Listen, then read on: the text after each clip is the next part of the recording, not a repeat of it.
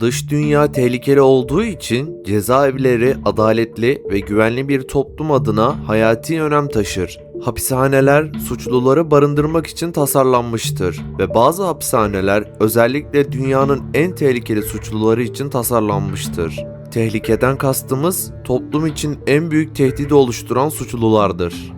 Dünyanın birçok yerindeki bu hapishaneler adalet sisteminin umudu ve suçluların karakterinin yeniden yapılandırılması amacını güderler. Ancak dünyanın en tehlikeli suçlularını hapishanede bir arada barındırmak, hapishanenin şiddet atmosferini kaçınılmaz kılıyor.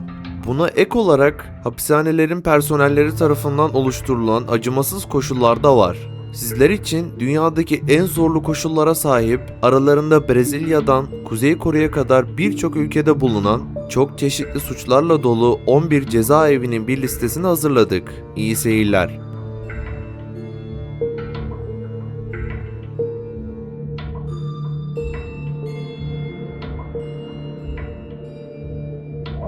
Carandiru, Brezilya.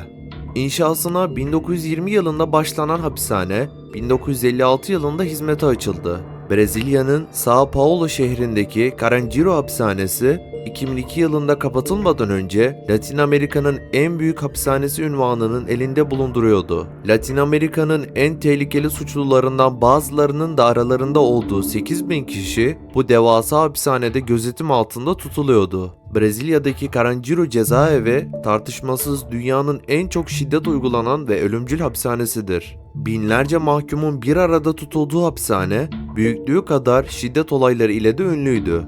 Öyle ki 1999 yılındaki bir isyan sırasında tam 111 mahkum hayatını kaybetmişti. 1992 yılında benzer şekilde 102 mahkumun öldürülmesiyle şiddetli bir hapishane katliamı meydana geldi. Hapishane aynı zamanda korkunç sağlık sorunlarıyla da tanınır. Her 5 mahkumdan birinde HIV teşhisi bulunuyor. Gardiyanlar bu hastaların birçoğunu elektrikli sandalyelere koyuyor ve ölümlerini izlemekten keyif aldıklarını belirtiyorlar. Her yönüyle kan donduran bir hapishane uygulaması mevcut. ADX, Amerika Birleşik Devletleri.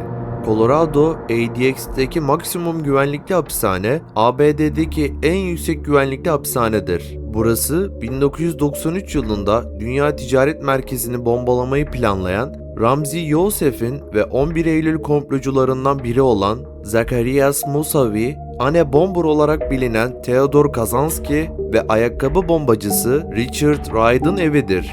Boston Maratonu bombalamalarının ardından ölüm cezasına çarptırılan 21 yaşındaki Dzachar Tsarnaev, aynı zamanda ağır silahlarla 24 saat izlenen bir yer olan ADX'in de sakini oldu. Ön kapıdan girer girmez yüz ifadelerinin değiştiğini görüyorsunuz. Kendilerini neyin beklediğini anladıkları bir an. Bir noktada arka planda Rocky dağlarının güzelliğine bakıyorlar ve içeri girdiklerinde bu onu bir daha görecekleri son sefer oluyor, diyor eski ADX korucusu Robert Hood.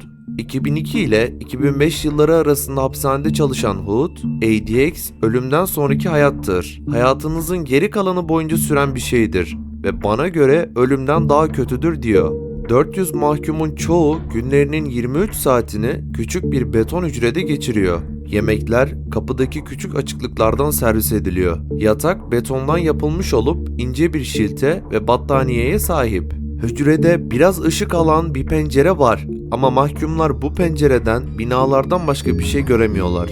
Hücrede ayrıca sabit beton sandalye ve masalar bulunuyor ve sağlam duvarlar onların görmesini ve iletişim kurmasını engelliyor. Hood, bu binanın mimarisi her şeyi kontrol ediyor. Mahkumların gökyüzünü bilerek görememesi için tasarlandı. Helikopterlerin bile inememesi için çiviler koydular diye açıklıyor. Mahkumlar, gardiyanlar ve cezaevi personeli dışında neredeyse hiç kimseyle iletişim kurmuyorlar. Hücrelerden çıktıklarında bacakları, kolları ve karınları bağlı olmalı ve gardiyanlar onlara eşlik etmelidir.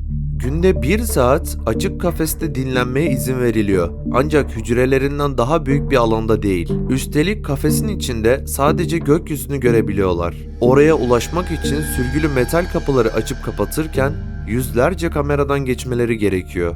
Büyük dolandırıcılık nedeniyle mahkumların sahip olduğu özgürlük düzeyi cezaevi personeli tarafından değil, Adalet Bakanlığı ve suçlamayı soruşturan ve kovuşturan kurumlar tarafından belirlenmektedir. En kötüleri ise özel güvenlik önlemleri altında olan H bölümünde yalnızca avukatları ve en yakın aile bireyleri tarafından ziyaret edilebiliyor.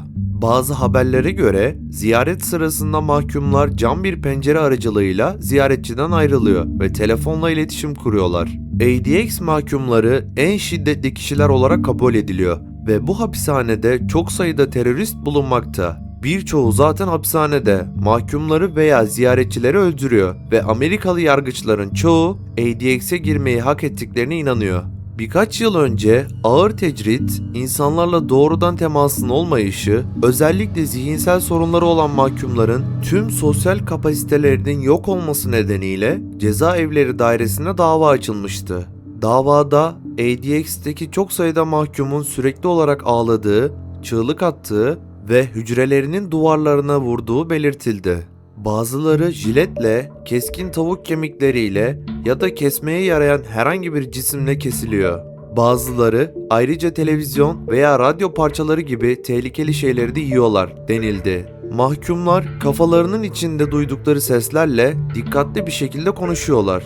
Bazıları hücre duvarlarındaki patlamaları yok ediyor ya da gardiyanlara ateş ediyor. Cezaevinin açıldığı Kasım 1994'ten bu yana 6 mahkum intihar etti. Ancak tüm mahkumlar aynı değildir. Örneğin Anne Bomber yani Ted Kaczynski hapishanede zamanının çoğunu okuyarak geçirdi. Psikologlar onun son derece zeki, birkaç yabancı dil bilen, üniversite mezunu bir katil olduğunu ve hapishanedeki sakinliğinin sürpriz olmadığını söylüyorlar. Diğerleri ise adeta tüm yaşamlarını dört duvar arasında geçirecek olan yaşayan ölülerdir. Mahkum Dzhokhar Tsarnaev'in böylesine sert bir hapishanede kalması ise daha zor. Kendisi genç ve eğer af komisyonu tarafından affedilmezse 50 yıl hapis cezasıyla karşı karşıya kalacak. Ancak bu ihtimal çok düşük. Avlanırken veya kendi kendine konuşurken asla göremeyeceğiniz Kaczynski gibi mahkumların hepsi okuyamıyor. Dış dünyadan aldıkları, onları bir şeyler yapmaya yönlendirecek resmi bir eğitime sahip değiller. Bu durumdayken paranoyaklaşırlar ve biraz delilirler. Neredeyse hepsinin müebbet hapis cezası vardır. La Sonde Hapishanesi, Fransa. La Sonde Hapishanesi, Fransa'nın başkenti Paris'te bulunan ve zorlu koşullarıyla bilinen bir cezaevi olarak tanınmaktadır. 19. yüzyılın sonlarında inşa edilen bu hapishane, zamanla mahkumlar için oldukça zorlayıcı bir yer haline gelmiştir. Özellikle 1999 yılında 124 mahkumun intihar etmesiyle dikkatleri üzerine çekmiştir. Bu trajik olay, hapishanenin içindeki yaşam koşullarının ne kadar sert olduğuna dair ciddi endişeleri gündeme getirmiştir. Hapishanedeki şiddetin yaygınlığı, mahkumların günlük yaşamlarını büyük ölçüde etkilemiştir. Mahkumlar günün sadece 4 saatini hücrelerinin dışında geçirebilmekte, geri kalan zamanlarını izole bir şekilde hücrelerinde geçirmek zorunda kalmaktadırlar. Bu durum hem fiziksel hem de psikolojik olarak onlar için büyük bir stres kaynağı oluşturmuştur. Cezaevi sisteminin hiyerarşik yapısı da eleştirilere konu olmuştur. Bazı mahkumlar diğerlerine göre daha fazla güç ve ayrıcalığa sahip olabilmekte, bu da zaten zor koşullarda yaşayan diğer mahkumların durumunu daha da zorlaştırmaktadır. La Sonde Hapishanesi, Fransız cezaevi sisteminde reform ihtiyacını gözler önüne seren bir örnek olarak görülmektedir. Hapishanenin tarihi ve günümüzdeki durumu, cezaevi reformları ve insan haklarına dair geniş çaplı tartışmaları da tetiklemiştir. La Sabaneta Hapishanesi, Venezuela. La Sabaneta Hapishanesi, Venezuela'nın zorlu koşulları ve yüksek şiddet oranlarıyla bilinen bir cezaevi olarak ün kazanmıştır. Tasarlanan kapasitenin çok üzerinde bir mahkum nüfusuna sahip olması, bu hapishaneyi dünyanın en kalabalık ve tehlikeli hapishanelerinden biri yapmaktadır. Her 150 mahkum için sadece bir gardiyanın bulunması, güvenlik ve denetim açısından ciddi sorunlara yol açmaktadır. 1994 yılında yaşanan silahlı eylem, hapishanenin tarihindeki en kanlı olaylardan biri olarak kayıtlara geçmiştir. Bu olayda 108 mahkum hayatını kaybetmiş, şiddetin boyutları ve cezaevi koşullarının ciddiyeti tüm dünyanın dikkatini çekmiştir. Ertesi yıl 1995'te 196 mahkumun öldürülmesi ve 624 mahkumun yaralanmasıyla sonuçlanan başka bir şiddet dalgası aynı hapishanede yaşanmıştır. Bu olaylar La Sabaneta'nın sadece Venezuela'da değil, tüm dünyada cezaevi şartlarının iyileştirilmesi gerektiğine dair tartışmalar alevlendirmiştir. Tadmor Hapishanesi, Suriye. Suriye'nin Palmira kentindeki Tadmor Askeri Hapishanesi, bir mahkumun dünyada hapis yatmayı en istemeyeceği yerlerden biridir. Burada mahkumlara uygulanan işkenceler her yıl onlarca mahkumun intiharıyla sonuçlanıyor. Hapishaneye tek ulaşım yönetim tarafından kazılmış bir yeraltı tünelinden sağlanıyor. Hapishaneden çıkmak için ve girmek için yerde sürünmek gerekiyor. Bu sebeple bu hapishaneden kaçış imkansıza yakın. Mahkumların her gün demir sopalarla dövülerek işkenceye tabi tutulduğu bu hapishanenin şartları tam anlamıyla insanlık dışı eylemlerden oluşuyor. Garip olan şey ise bu hapishanedeki mahkumların birçoğu ağır suçlardan değil, normal ve hafif suçlardan dolayı burada. Ağır suçlular bir süre sonra idam edilirken, hafif suçlular ise devamlı olarak işkenceye maruz kalıyor. 2015 yılında IŞİD eylemleri sonucunda hapishane patlayıcılar kullanılarak artık iş göremez hale getirilene kadar bu şekilde işlemeye devam etti. San Quentin Hapishanesi, Amerika Birleşik Devletleri. San Quentin Hapishanesi 1852'de kuruldu ve Kaliforniya eyaletindeki en eski hapishane. Hapishanede bir gaz odası bulunsa da orada yapılan tek infaz öldürücü enjeksiyondur. Şiddet, San Quentin'de geniş bir gardiyan kadrosuyla bile sürekli yaşanan bir sorundur. Şubat 2006'da ırksal nedenli bazı saldırıların 100 mahkumun yaralanmasıyla sonuçlandığı özel bir olay meydana geldi. Ek olarak 2 mahkum öldürüldü. Hapishane kötü koşullarıyla tanınıyor ve 2005 tarihli bir raporda insanları orada barındırmanın tehlikeli olduğu belirtildi. Tabi bu hapishaneye tehlikeli denilmesinin ardında birçok neden yatmakta. Örneğin suç oranını azaltmak için mahkumlar üzerinde kısırlaştırma deneyleri yapan, idam edilenlerin ölü bedenlerinden aldıklarını başka mahkumlara nakleden Doktor Stanley'in yaptıkları akıllara durgunluk verecek cinsten. Gelin bu hikayeye daha yakından bakalım. Hiçbir cerrahlık deneyimi olmamasına rağmen Dr. Leo Stanley 1913'te ABD Kaliforniya'daki San Quentin hapishanesinde baş cerrah olarak işe alındı. O yıllarda içerisinde 6000 erkek mahkumun bulunduğu hapishane dünyanın en büyük hapishanesiydi. İşte burada Dr. Stanley mahkumlar üzerinde çeşitli deneyler yapmak istedi. Hastalığa ve anormalliklere takıntılı olan Dr. Stanley, bu kişileri suç hastalığından kurtulmuş olarak sosyal hayata kazandırabileceğini düşünüyordu. Bu nedenle yaklaşık 40 yıl boyunca ofisini bir araştırma laboratuvarı olarak kullandı. Hastalığın suçla ilişkisi hakkında veriler topladı ve mahkumların anormallikleri üzerinde tuhaf tıbbi deneyler yaptı. Hapishane kapısından giren her yeni mahkumun yaralarını, doğum lekelerini ve diğer hastalıklarını tek tek inceledi. Bu deneylerin toplumun ve kendilerinin yararına olduğunu düşünen mahkumlar ise deneyleri çok sevdi. Çünkü bunların kendi iyilikleri için yapıldığını düşünüyorlardı. İlk başta egzersiz, sağlıklı beslenme üzerine gerçekleştirilen deneyler tedavi ediciydi.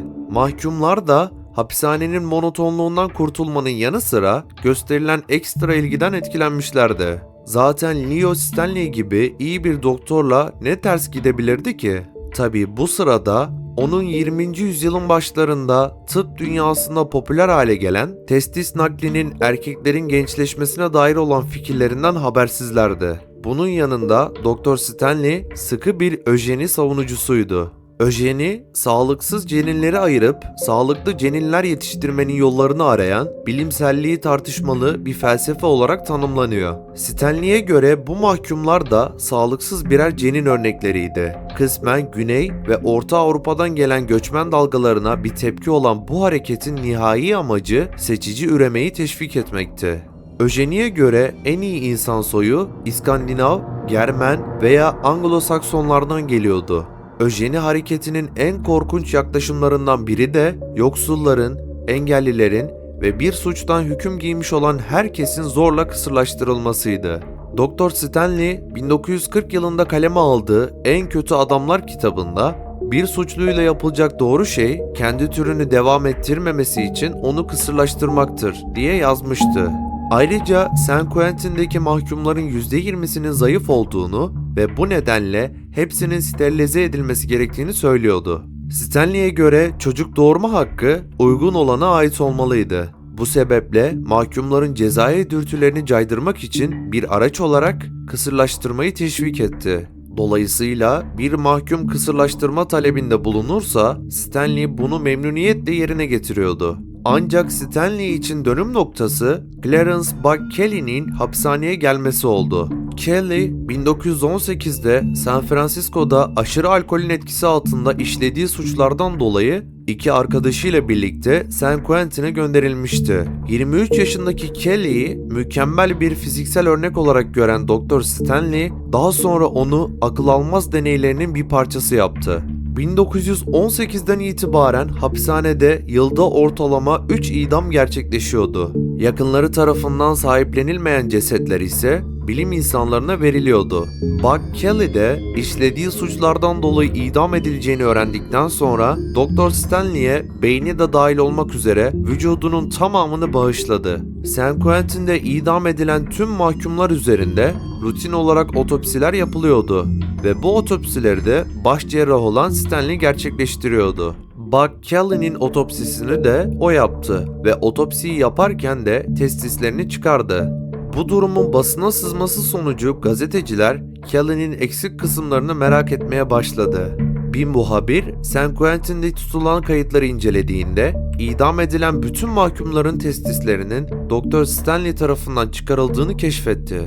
Bunun üzerine Kelly'nin ailesi doktora ve cezaevine dava açtı. Stanley işini ve tıbbi lisansını kaybetmekten korkuyordu. Ancak yıllar boyunca gösterdiği iyi niyet nedeniyle hapishanede kalmasına izin verildi ve davada düştü. Bang Bang Hapishanesi, Tayland.